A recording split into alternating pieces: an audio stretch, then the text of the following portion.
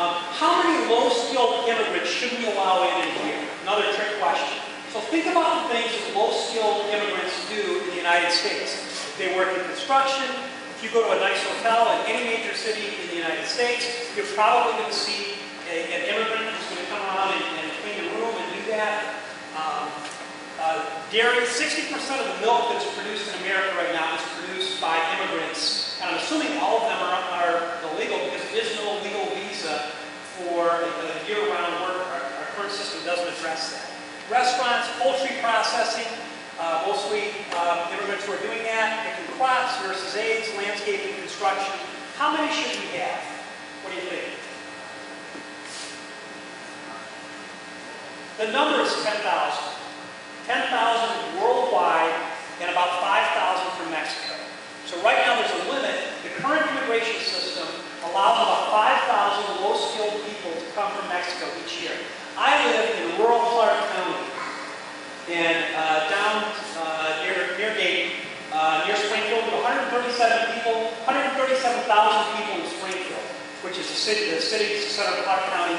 We're down from 157 in the 1970s. The other thing that's happening in the area where I live is we're getting older. In the last 10 years in my county, we have gained 2,000 people who are over 65, and we've lost 8,500 who are under 65. So our population is going down, it's getting older, and at the same time, there's been an increase in foreign-born Hispanics, and it's gone from somewhere around 1,000 to 3,800. It's increased by 2,500 in the last 10 years. So basically, and most of them are undocumented, are low-skilled people who are probably undocumented. So basically, in rural Clark County, one county in Ohio, one small county in Ohio, we have half of the number who are allowed to come legally in the entire United States. So the number that are allowed to come legally is incredibly low. And I also did some playing around with the numbers to think about the economic impact of immigrants, many of them undocumented, living in Clark County right around me. If they weren't in Clark County, again, our population is going down. I assume that every housing unit has 4 immigrants living in it. If they hadn't come during this time when our population was going down, there would be 625 empty housing units in Springfield, Ohio. There are already a lot of empty housing units there.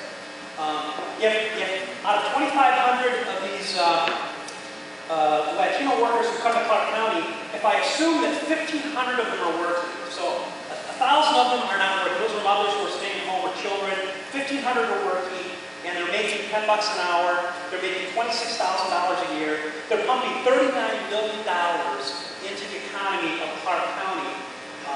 So when you think of some of those numbers, it changes the way that we may think about immigration.